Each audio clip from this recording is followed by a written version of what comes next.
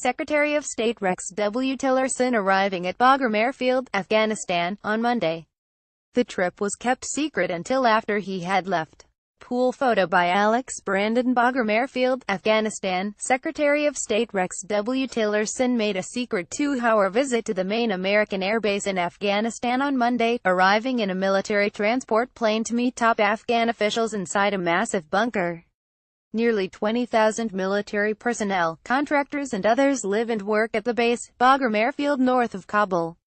Many were on high alert as the secretary arrived, fearing the kind of rocket or mortar attack that has become common. That top American officials must sneak into this country after 16 years of war, thousands of lives lost and hundreds of billions of dollars spent was testimony to the stalemate confronting the United States because of a stubborn and effective Taliban foe that is increasingly ascendant. Mr. Tillerson would not even risk the short trip to Kabul to visit the heavily fortified United States Embassy or Afghan presidential palace, as his predecessors have done. The change reflects the increasingly uncertain security situation in Kabul and the fact that the United States presence is now surrounded by vast Taliban-controlled areas. President Barack Obama paid a secret visit to the airbase in May 2014. Afghanistan's president at the time, Hamid Karzai, declined an invitation from American officials to meet Mr. Obama at the base, saying that doing so would be a breach of protocol, though the two leaders spoke by telephone. Mr. Tillerson's visit was his first to Afghanistan as Secretary of State, and like nearly every other top American official to visit over the previous 2 decades, he said the country's predicament was not nearly as dire as his own security precautions suggested, but I think if you consider the current situation in Afghanistan, and we were talking about this a few minutes ago, and you look a few years in the past to what the circumstances were, Afghanistan has come quite a distance already in terms of creating a much more vibrant population, a much more vibrant government, education system, a larger economy, he said in a small windowless conference room during a hurried 8-minute news conference. So there are opportunities to strengthen the foundations of a prosperous Afghanistan society. Mr. Tillerson saw none of that hoped for blooming.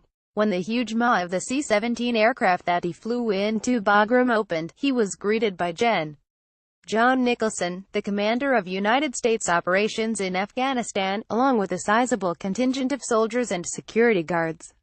They piled into a motorcade and drove the few minutes to the base's bunker-like headquarters, passing hangars constructed by Russia, another of the foreign forces to be humbled in Afghanistan. Huge concrete blast walls lined much of the route. Helicopters patrolled the perimeter, and 2 security blimps equipped with long-range cameras hovered at the headquarters building, a former prison. Mr. Tillerson and General Nicholson met in another windowless room with Afghanistan's President, Ashraf Ghani, its chief executive, Abdullah Abdullah, and its national security advisor, Hannah Fatmar, as an armored truck and Humvee guarded outside. After the men sat down, Mr. Tillerson said, "We had a pretty smooth flight, Mr. Ghani replied, "We arranged the weather for you."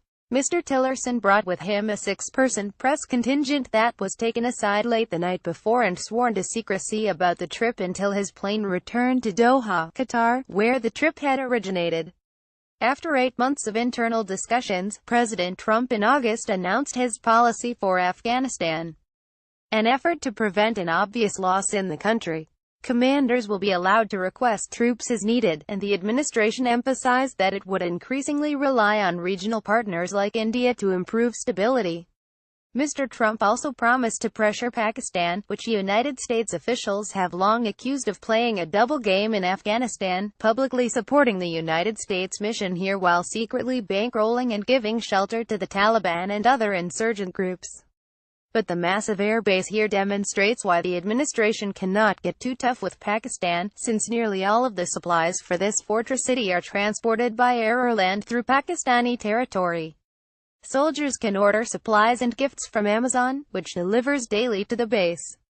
Mr. Tillerson will visit Islamabad on Tuesday for his first talks with Pakistani leaders since he delivered a speech last week in which he called for improved ties with India, Pakistan's rival. In the speech, Pakistan got only a brief, non-too complimentary mention.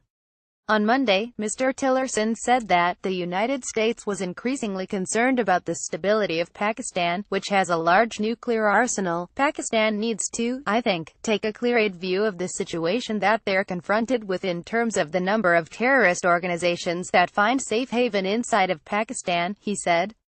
Mr. Tillerson said the United States would remain in Afghanistan until peace was restored. Or perhaps until things get much worse. The president has made it clear that we're here to stay until we can secure a process of reconciliation and peace, he said. It's not an unlimited commitment. He's also made it clear it's not a blank check commitment. It's a conditions-based commitment. Mujib Mashal contributed, reporting from Kabul.